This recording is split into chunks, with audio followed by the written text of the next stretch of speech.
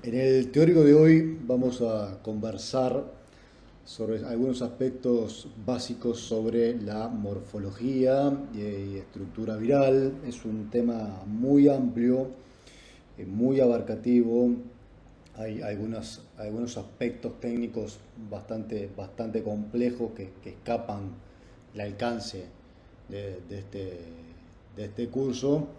Y es tan amplio la temática como también es amplia la enorme diversidad de virus que conforman este grupo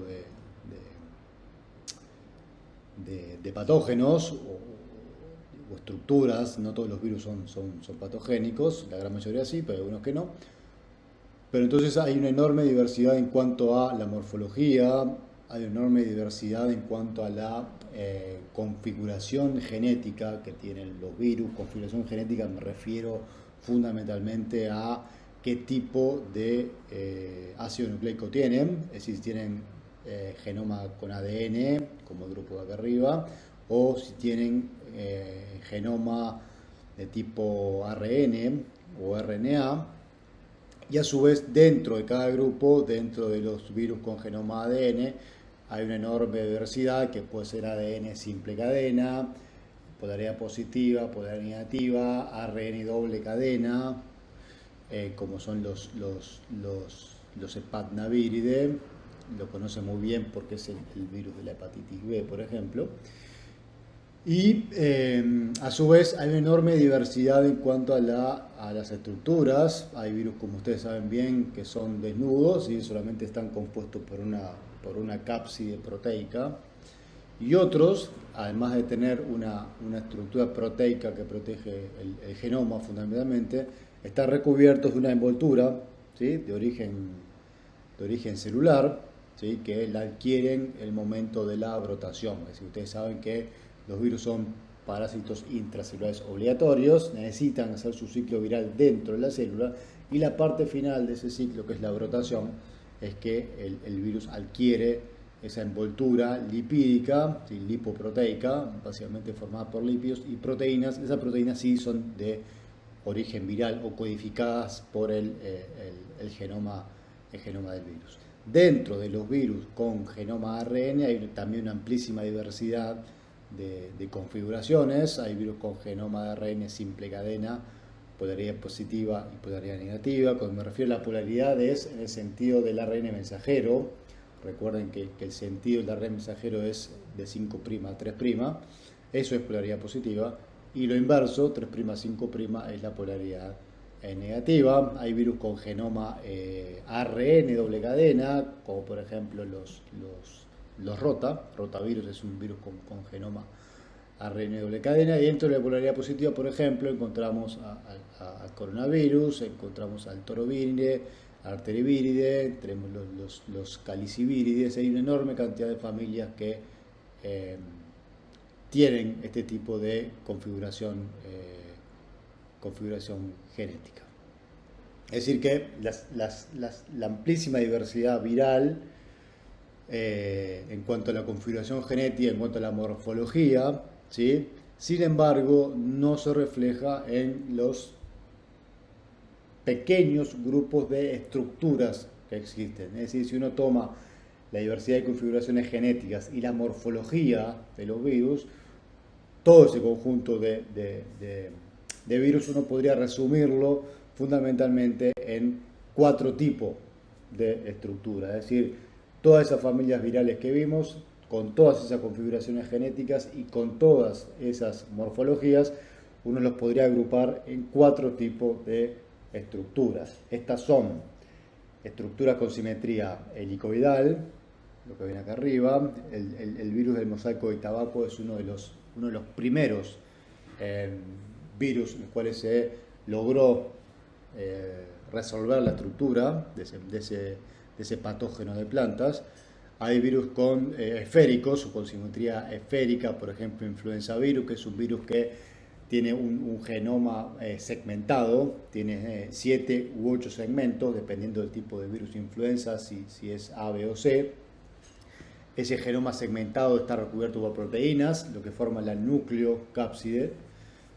y esa nucleocápside a su vez está envuelta por una envoltura justamente de origen celular, como les comentaba al principio, en cuya membrana tiene insertas, ¿sí?, las proteínas virales más importantes del virus en cuanto a la reconocimiento y entrada de la célula, que son la hemalutinina y la neuraminidasa, que a su vez son las dos proteínas que definen el tipo de virus de influenza, por ejemplo, influenza H1N1, H3N2. Hay simetrías más complejas, como son los bacteriófagos. Los bacteriófagos evidentemente son virus de bacterias y han tenido una creciente atención en los últimos años por su potencial uso para combatir las bacterias multiresistentes. Es una de las estrategias para combatir ese tipo de microorganismos patógenos, es el uso de bacteriófagos como herramienta terapéutica. Y después tenemos los virus con simetría icosaédrica, que es el tipo de estructura tal vez más compleja y más difícil de comprender. Si bien la más compleja es justamente la simetría compleja, pero como los bacteriófagos recién ahora están teniendo interés en medicina humana, por lo menos, dentro de los otros tres, los más complejos son los virus con simetría poliédrica o con simetría icosaédrica. El ejemplo paradigmático de este grupo de virus son los adenovirus, que son virus, todos los virus que tienen simetría icosaédrica son virus desnudos, o por lo menos la gran mayoría. Hay unas excepciones, pero quedémonos con que todos los virus con simetría icosaédrica son desnudos. Cualquiera de estas estructuras que hemos visto tienen componentes que son comunes a todos ellos. En el caso de los virus con simetría helicoidal, como el virus del mosaico de tabaco y como el virus de ébola, se compone de una molécula de ARN. En ambos casos podría ser ADN, pero en este caso es ARN como configuración genómica, y ese ARN está envuelto de proteínas, ¿sí?, proteínas codificadas por el virus. Esas proteínas son las que van a formar esa cápside helicoidal que va a rodear el genoma, fundamentalmente para darle protección ante la degradación en el citoplasma celular. Y algunos de esos virus helicoidales pueden tener a su vez, además las proteínas que recubren el genoma, pueden tener una membrana lipoproteica de origen celular. En el caso de los virus desnudos con simetría icosaédrica, el ADN está recubierto por una partícula proteica. Esa partícula proteica está obviamente codificada por el virus y en general, ahora lo vamos a ver, en general tiene la capacidad de autoensamblarse, es decir, las proteínas son traducidas en el citoplasma celular y tienen señales peptídicas específicas que hacen que esas proteínas puedan autoensamblarse formando esa cápside, esa especie de cáscara que rodea el genoma.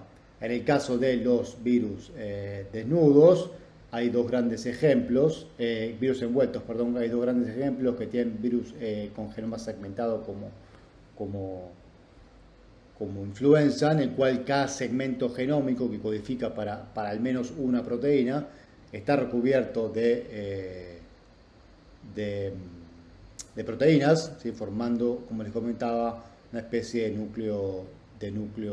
nucleocápside.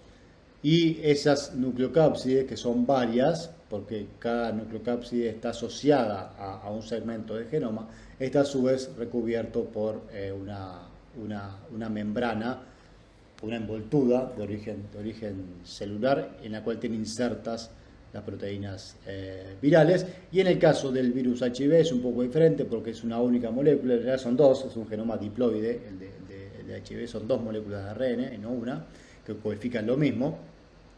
Esto está dado por el tipo de ciclo viral que tiene HIV. Las dos moléculas de HIV del genoma de ARN están recubiertas por proteínas virales que conforman esa especie de cápside interior, que a su vez está recubierta por una membrana de origen celular. Así como ven, si bien las estructuras son un pequeño grupo, son pocas realmente las estructuras de virus que pueden observarse, hay distintas configuraciones en función del genoma y en función de si es desnudo o si es envuelto, y a su vez hay distintas adaptaciones que los virus han sufrido sobre la misma base estructural, distintas adaptaciones para mejorar su capacidad, por ejemplo, de infectar, o su capacidad para evadir la respuesta inmune celular. Pero a nivel estructural, digamos que hay un pequeño grupo de estructuras que se repiten en toda la amplísima diversidad de familias virales. Como les decía, este pequeño teórico nos vamos a basar fundamentalmente en lo que son los virus con simetría icosaédrica, ¿sí? O la estructura poliédrica. Lo que ven aquí es un ejemplo de una estructura icosaédrica. El icosaedro o el poliedro es una estructura que aparece dentro de los sólidos platónicos, tiene un fuerte componente lo que era la alquimia.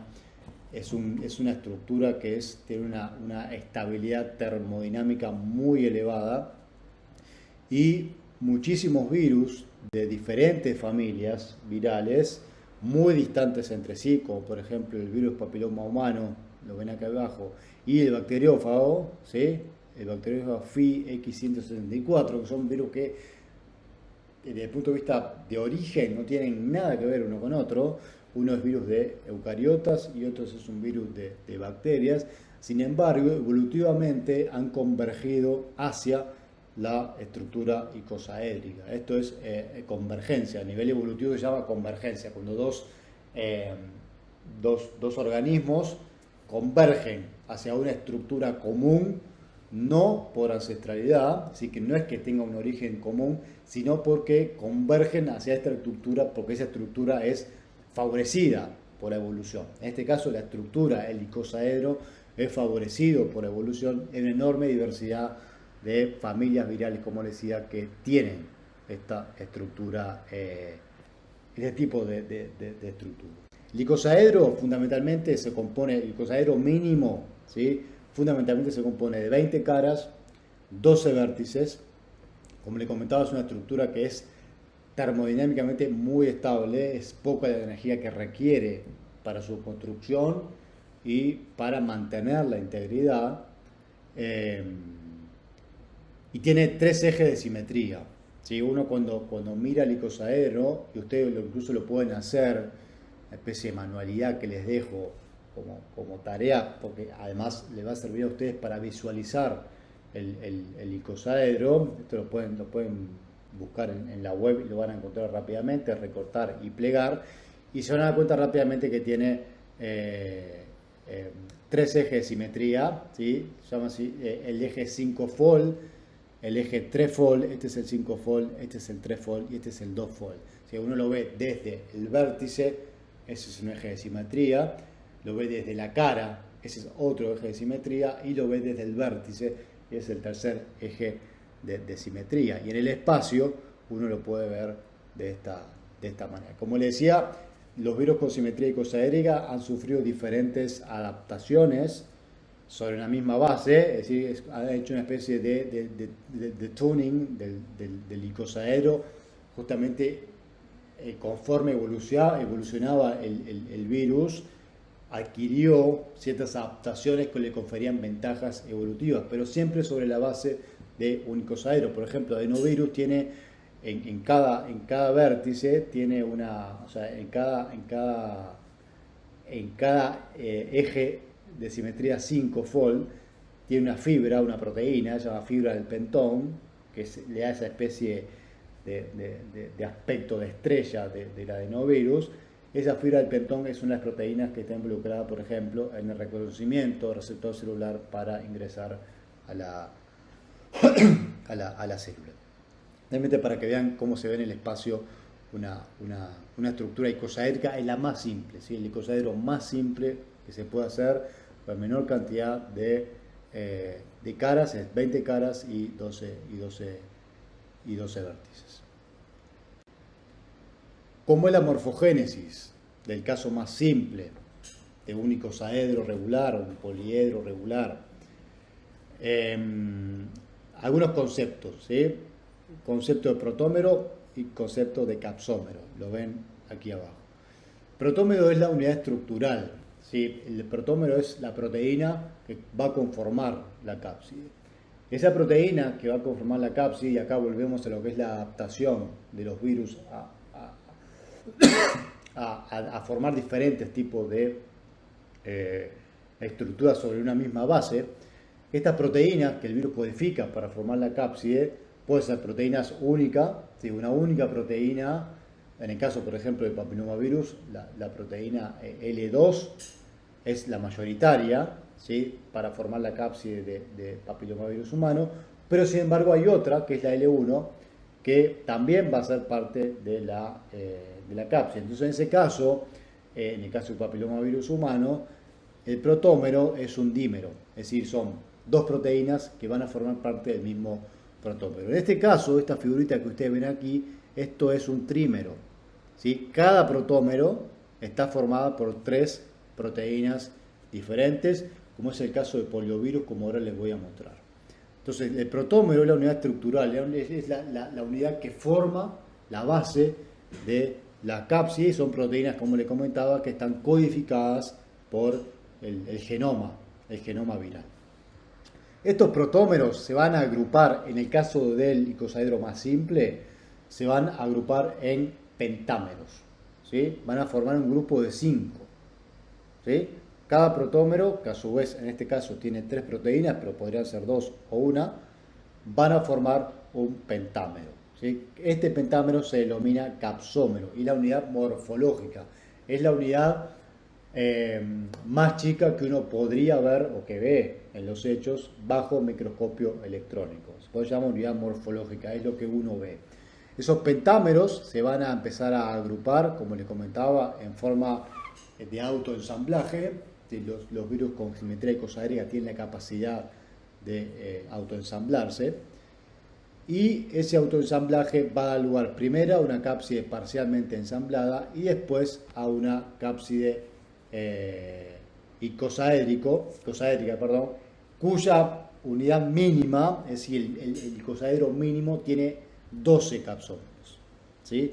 Tiene 12 pentámeros en este caso. Ese es el icosaedro más pequeño que uno podría construir, ¿sí? Un icosaedro con 12 pentámeros y por tanto tiene 60 unidades estructurales. 12 por 5, 60. Si 60 unidades estructurales es lo mínimo que uno precisa para formar una cápside icosaédrica. ¿Está bien? Poliovirus, por ejemplo, lo que ven a la izquierda es el genoma de poliovirus, que tienen 2 grandes grupos de proteínas o de genes.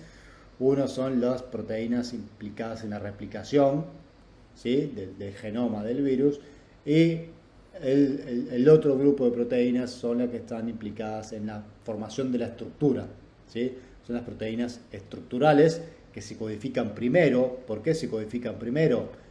Porque eso es un virus con genoma ARN polaridad positiva, es decir, que cuando el genoma ingresa a la célula, ya ingresa como un mensajero.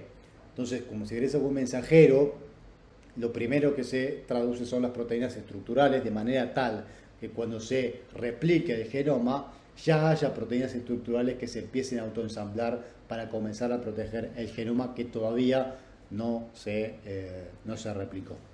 Esta proteína P1, la poliproteína P1, va a dar lugar primero a 3 proteínas, BP0, BP3 y BP1. Después BP0 se va a clivar, dando lugar a BP4 y BP2. Estos son detalles de la maduración del virus ya para convertirse en virión, es decir, ya para convertirse en una partícula infectiva. Pero en términos generales, estas proteínas van a formar el protómero de polio. Como lo ven aquí, el protómero de polio es un trímero, ¿sí? BP1, BP2 y BP3.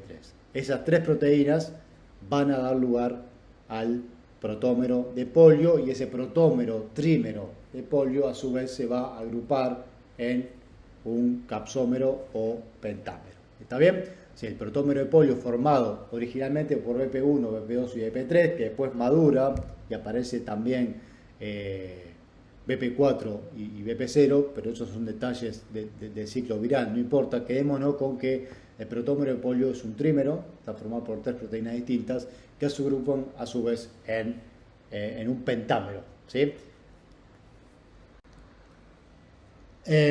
A medida que aumentamos la complejidad de las estructuras virales, no nos alcanza con 12 capsómeros, es decir, ya no nos alcanza con 12 pentámeros. Cuando el genoma del virus, por ejemplo, es muy grande, cuando empiezan a aparecer algunos componentes virales de virus más complejos, como por ejemplo herpes virus, como por ejemplo el Zamba virus, que es un virus, los conocidos virus gigantes, que tiene incluso hasta codifica para algunos tipos de ARN ribosomales.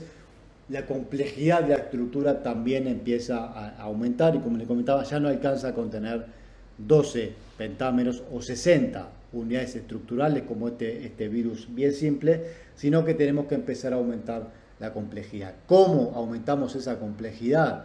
Bueno, a los 12 capsómeros, pentámeros, tenemos que adicionarle hexámeros. Y lo más claro para mostrarles este tipo de adición de hexámeros es una pelota de fútbol, como ven aquí, ¿sí? La pelota de fútbol tiene pentámeros, ¿sí?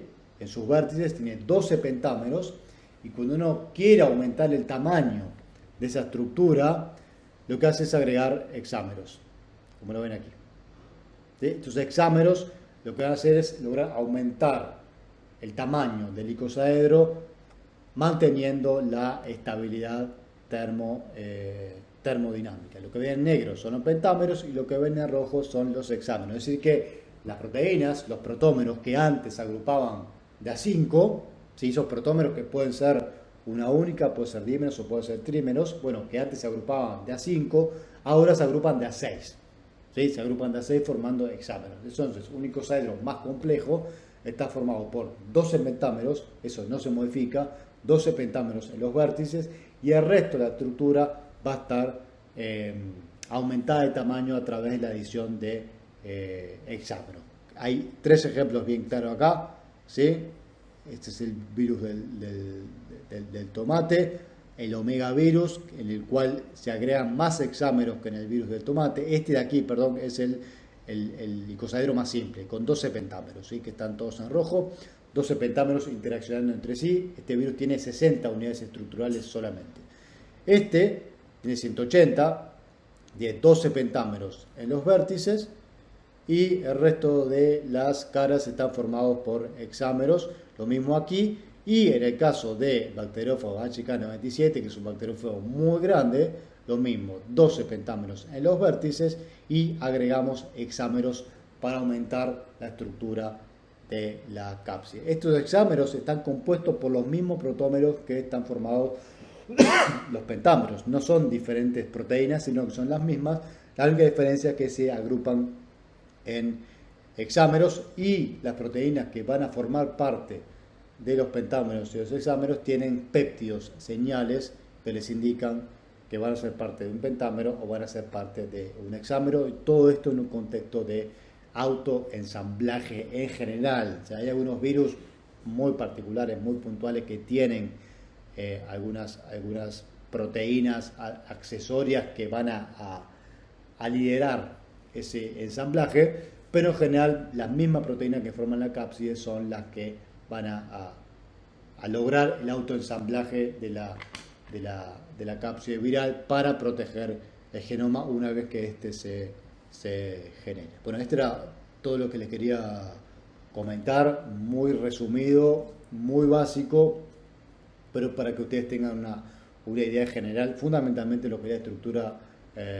icosaédrica, y cuando vayan a leer lo que es un protómero, lo que es un capsómero, lo que es un pentámero, hexámero, Z, ahora lo tengan un poco más claro, y después conversaremos sobre este número T ¿sí? Que es el número de triangulación. Ese número T de triangulación lo que les da la pauta es el tamaño o la cantidad de unidades estructurales que tiene esa cápside. ¿Sí? Uno podría clasificar los tamaños de la cápside en función de ese número de triangulación. Cuanto mayor sea, mayor va a ser el tamaño de la cápside y mayor va a ser la cantidad de unidades estructurales o protómeros que esa cápside tenga. Cierro por aquí.